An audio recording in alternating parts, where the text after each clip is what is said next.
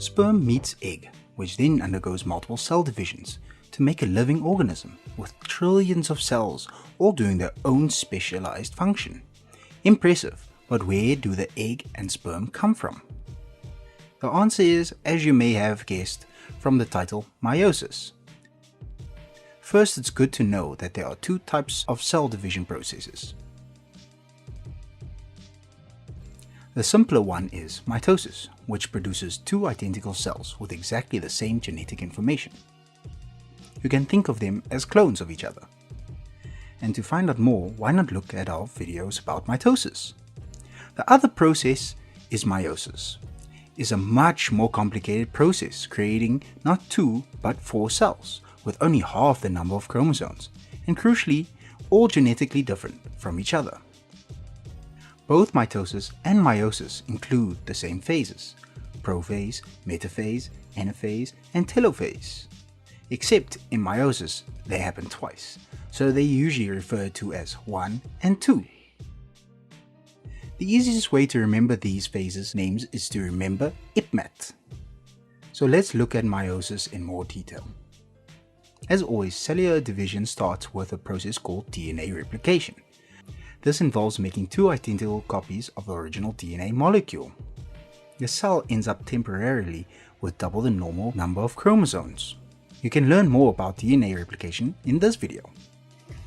In prophase 1, the duplicated chromosomes join up with the pair from the other parent, so the mother's pair bind with the father's pair, forming a group of 2 chromosomes called homologous chromosomes.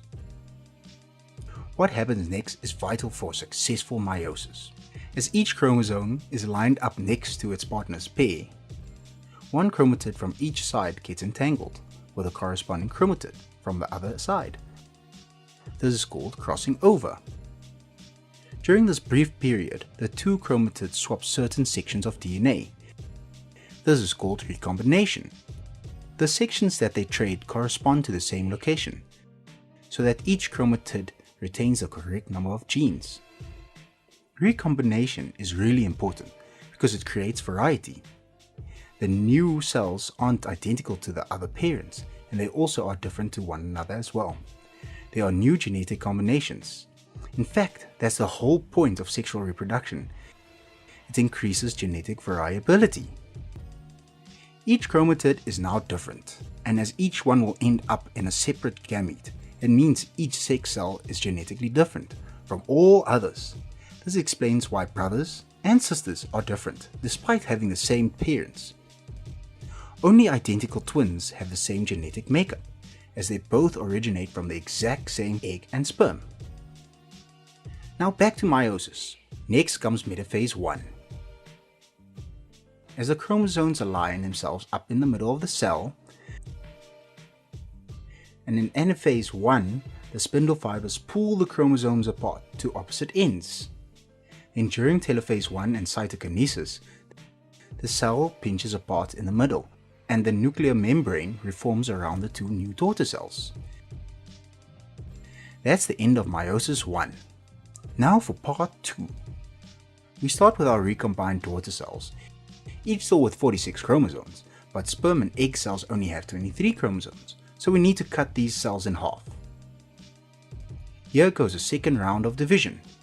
The process is exactly the same as before, except that there is no DNA replication. We start straight with prophase 2, with chromatin clumping again to form chromosomes. Then a line in the middle of the cell during metaphase 2, and chromatids are pulled apart during anaphase 2 by the spindle fibers. Telophase and cytokinesis pinch the cells together, with 4 new granddaughter cells being formed. The end of meiosis gives us 4 different sex cells, each with only 23 chromosomes, ready for future fertilization. But that's a story for another video.